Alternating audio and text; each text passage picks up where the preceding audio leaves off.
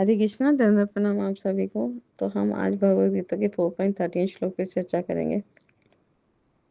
चातुर्वर्ण्यं मया सृष्टं गुणकर्म विभागशः तस्य कर्तारम् अपि मां विद्धये कर्तारम् अव्ययम्। तो अनुवाद तथा तात्पर्य श्री प्रभुपाद जी के द्वारा श्री प्रभुपाद की जय। प्रकृति के तीनों गुणों और उनसे संबंध कर्म के अनुसार मेरे द्वारा मानव समाज के 4 विभाग रचे गए हैं। यद्यपि मैं इस व्यवस्था का सृष्टा हूँ, किंतु तुम यह जान लो कि पर भी मैं इतने पर भी अव्यय अकर्ता हूँ। तो गुण तरह गुण तथा कर्म के अनुसार विभाजन होता है ना। तो तात्पर्य में श्री बाबा जी समझा रहे हैं कि भगवान प्रत्येक वस्तु के सृष्टा है। उन्हीं उन्हीं से ये जगत की हर वस्तु उत्पन्न होती है और आदि है। तो प्रत्येक वस्तु उनसे उत्पन्न होती है और उनके द्वारा ही पालित है और प्रलय के बाद उन्हीं में समा जाती है। तो ये हमें समझना होगा कि भगवान ही जगत की सृष्टि करते हैं, पालन करते हैं और अंत में संहार कर देते हैं। तो इस प्रकार वे ही वर्णाश्रम व्यवस्था के भी सृष्टा हैं। तो जिसमें वर्णाश्रम व्यवस्था में 4 वर्ण होते हैं, 4 आश्रम होते हैं, वर्ण होते हैं ब्राह्मण, क्षत्रिय, वैश्य और शूद्र। और आश्रम होते हैं ब्रह्मचारी, गृहस्थ, वानप्रस्थ, सन्यासी। तो सर्वप्रथम जो वर्ण होता है वो बुद्धिमान मनुष्यों का वर्ग आता है, जो सत्वगुणी होने के कारण ब्राह्मण कहलाते हैं। ब्रह्म जानाति इति ब्राह्मण, जो ब्रह्म को जानते हैं, भगवान कृष्ण को जानते हैं और उसका ही ज्ञान लोगों में बांटते हैं, उसे ब्राह्मण कहते हैं। द्वितीय वर्ग जो प्रशासक वर्ग होता है ना, जिन्हें रजोगुणी होने के कारण क्षत्रिय कहा जाता है। वणिक वर्ग या वैश्य कहलाने वाले लोग रजो और तमोगुण के मिश्रण से युक्त होते हैं और शूद्र या श्रमिक वर्ग के लोग तमोगुणी होते हैं। तो मानव समाज के जो इन 4 विभागों की सृष्टि करने पर भी भगवान कृष्ण इनमें से किसी विभाग में नहीं आते, भगवान किसी वर्ण में नहीं आते, क्योंकि वे बद्ध जीवों में से नहीं है जिनका एक अंश मानव समाज के रूप में।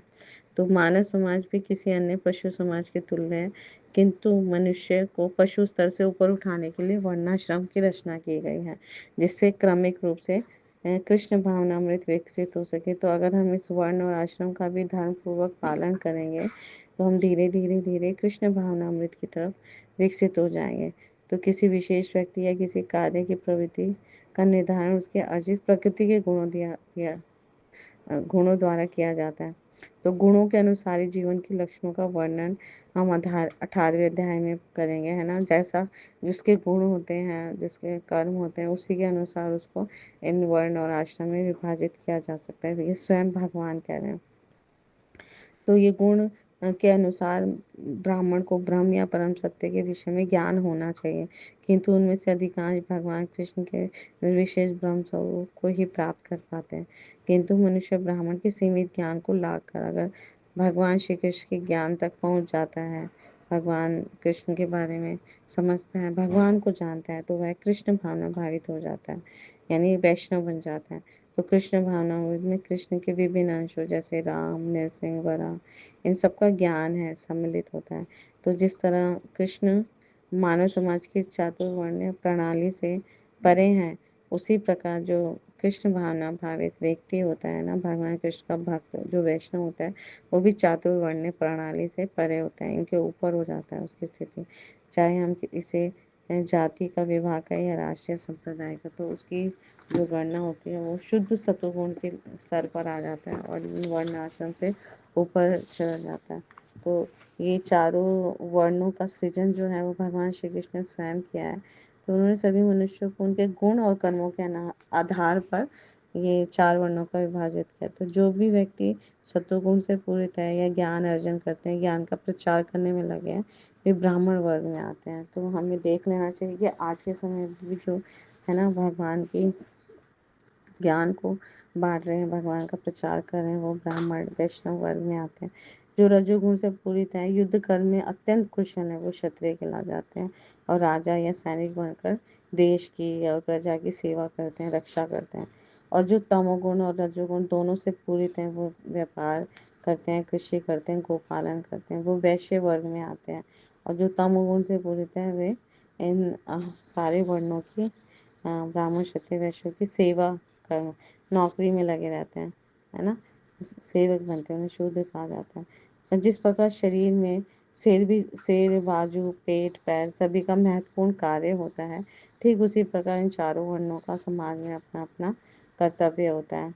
तो समाज को सुचारू रूप से पालन करने हेतु भगवान ने इतनी सुंदर व्यवस्था की है ना, इतना सृजन किया है। समूचे विश्व में संपूर्ण मानव जाति इसी आधार पर स्वतः बटी हुई है ना, जन्म के आधार पर नहीं है, ये कर्म और गुणों के आधार पर है।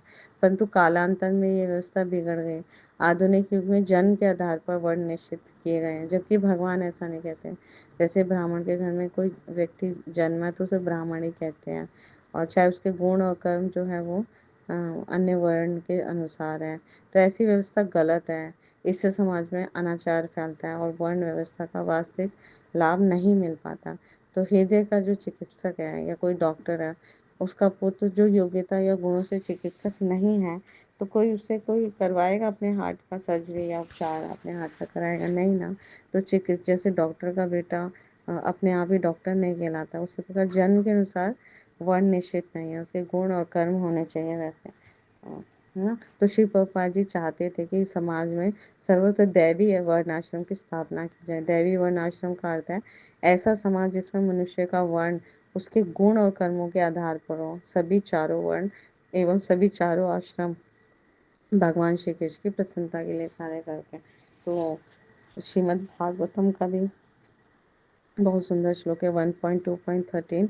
अतः पुंभी द्विश्रेष्ठा वर्णाश्रम विभागशः स्वनुष्ठितस्य धर्मस्य संसिद्धिर्हरितोषणम्। अतः हे द्विश्रेष्ठ, निष्कर्ष यह निकलता है कि वर्णाश्रम धर्म के अनुसार अपने कर्तव्यों को पूरा करने से जो परम सिद्धि प्राप्त हो सकती है वह है भगवान को प्रसन्न करना। तो भगवान को प्रसन्न करना सबसे बड़ा कार्य है।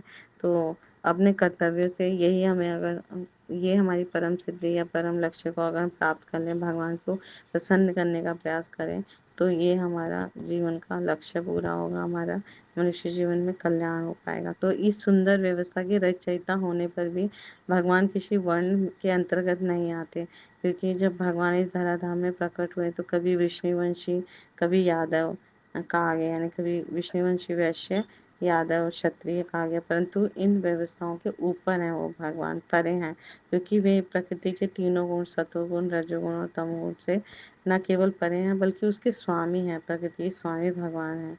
तो इसके साथ ही उनके करने योग्य कोई कर्म भी नहीं है, न तस्य कार्यम करणम न विद्यते। उनके करने हुए कुछ भी कार्य नहीं है। इस प्रकार गुणों और कर्मों के अधीन न होने के कारण श्री कृष्ण वर्ण व्यवस्था के अंतर्गत नहीं आते, अपितु वे इसके सृजन करता है। तो इस श्लोक में भी हमें समझ आता है कि भगवान ने ये गुण और कर्म के विभाग के अनुसार 4 वर्ण रचे, है ना। इसीलिए, और इतने पर भी उन्होंने इसकी सृष्टि की है, लेकिन उनको हमें अपरिवर्तनीय और अकर्ता हमें जानना चाहिए, यानी कि इन इन इन प्रकृति के नियमों से परे हैं वो भगवान।